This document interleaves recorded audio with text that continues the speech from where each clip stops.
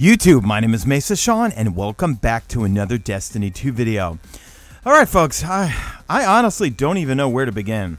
This is going to be kind of a, I guess, initial impressions of the season, but then also kind of asking the question, like, was this the worst launch we've ever had for a expansion, season, whatever you want to call it?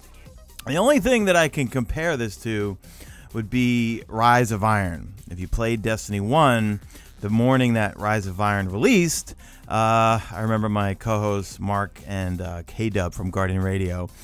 We were in queue for about 2 to 3 hours before we could play at around 5 a.m. in the morning. But at least once we got in, we were able to play and everything worked fine. Today, for me, well, I'll get into it in a little bit here because I play on PC, and it seems like we, for once, have had it worse than anyone.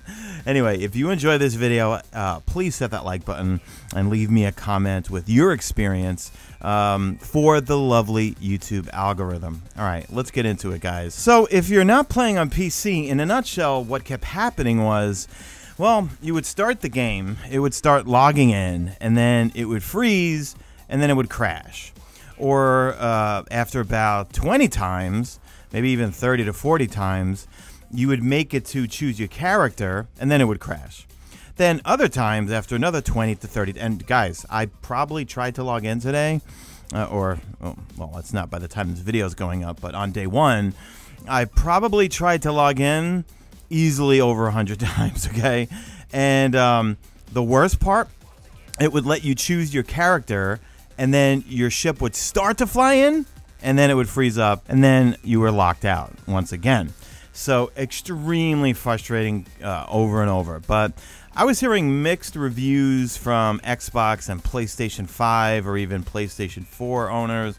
Yeah, let me know in the comment section. What was it like for you guys? Did you experience the same thing with us PC users where we would get locked out? And I know Dylan tweeted something out regarding, it had something to do with if you had more than 40 players on your friends list that were actively playing the game, that it would cause this crash over and over. But then I finally got in, and I was able to play for a number of hours. I got to season rank about 26 or 27. Shout out to channel member Del Stewart for letting me join on you. And I popped all of my bounties on all 3 characters on him for that crispy shared wisdom. And I was able to get to rank 26 and unlocked a whole bunch of things out of the seasonal artifact. Played a number of hours and then made the fatal mistake of having to eat and have dinner. Logged out, made dinner, came back and tried to fire it up, and sure enough, I was locked out again for a number of hours. So for me personally, yeah, it was one of the worst launches I've ever had in either Destiny 1 or Destiny 2. And I know Dylan was tweeting out, Dylan, the community manager from Bungie, collecting data, and it was a nasty bug, supposedly, and they're working on it, you know? What can you do? But let's move into my initial impressions of everything so far. So far, my playtime that I've had was a lot of fun. I'm going to go on the record and say I think more fun than last season. And I've said this a few times where, you know, when they did their reveal and looking at the roadmap, that Season of the Chosen was kind of the setup for this season and seasons following and even into the Witch Queen.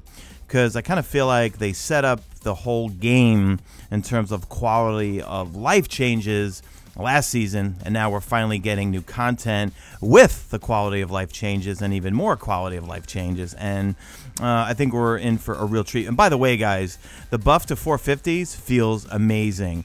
I have a number of Shadow Price Adepts, and I was running a bunch of things with channel member Spencer, and oh my god, we were, like all of, well, he and I and then whoever we were playing with, we were all using Shadow Prices, and we were just annihilating everything.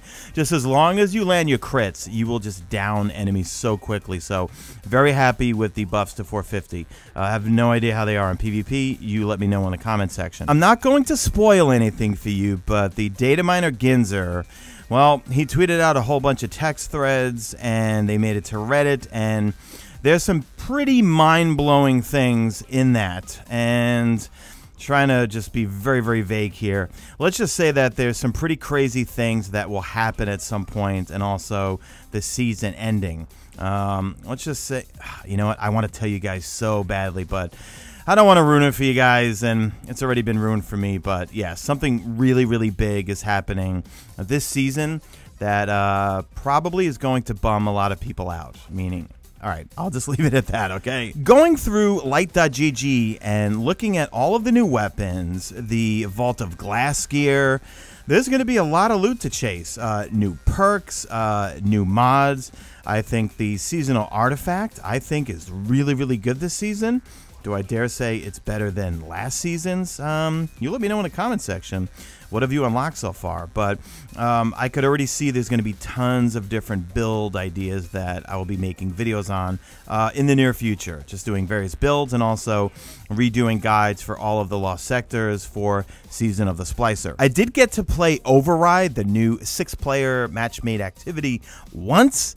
And honestly, I didn't know what the heck I was doing. You're looking at the gameplay in the background right now. Spencer, I was playing with him. Channel member was just saying, just grab motes, deposit them, follow me. And I will say this. I like the gameplay loop, so to speak, or mechanics of it. And overall, I prefer it than Battlegrounds. And I think I prefer it because, well, it does have some mechanics. You go into different areas, like this whole Tron-looking room, which really just kind of looks like Prophecy Dungeon assets, actually. But I think the fact that it's shorter, the champions felt like they were nothing. I mean, they just got annihilated in this, or maybe that's because we have 6 people playing it. But I definitely preferred it more. Yeah, I preferred it more than I did Battlegrounds because it's a quicker loop. And Battlegrounds, I remember towards the end, I was like, there's only so much Battlegrounds I can take, all right? Whereas this, you could burn through this and you're having fun. I mean, I like shooting enemies, and there's lots of shooting enemies in this particular activity. And I believe there's only 4 weapons you can get out of it, and I look forward to just grinding out those weapons and the armor set as well. I did get to look at the transmog just a little bit, but... you guys probably know my thoughts on it already, so no point to revisit it. But for me personally right now, I love the look of my Warlock and my Titan and my Hunter with the Deepstone Crypt gear. Those are my favorite gear sets, so I will be probably only transmogging a thing or two. And I'm looking forward to getting Vault of Glass gear. That's really what I care about, is the Vault of Glass gear, my Deepstone Crypt gear that I have really good stat rolls on.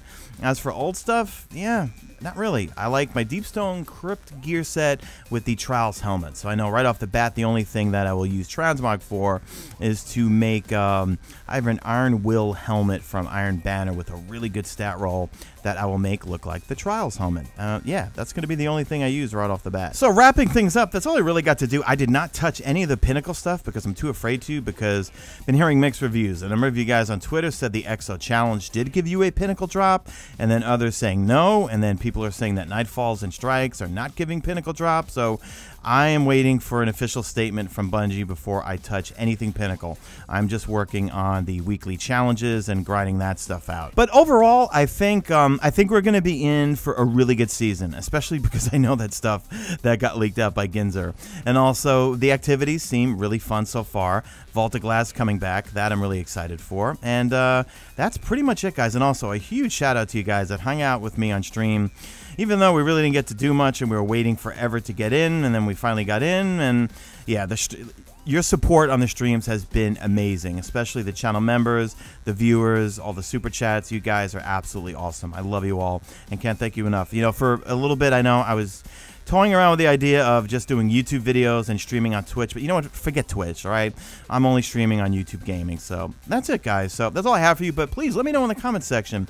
Were you able to get in, and what was your experience today, and are you enjoying it so far, and do you think that you're going to enjoy this season overall based on the roadmap and just based on what we know or what you know so far? I know a little bit more based off the leaks, but I'm not saying anything, all right? I just don't want to ruin it, okay? All right, guys, I'm babbling. You know what that means? Babble mode is it's fully engaged right now. So leave me a hashtag made it to the end if you did make it to the end, and do me a favor, drop a like in this video only if you see fit. Follow me on Twitter at Mesa Sean. Check out my stream, usually known as on YouTube, and that's it. I am out of here like Vladimir.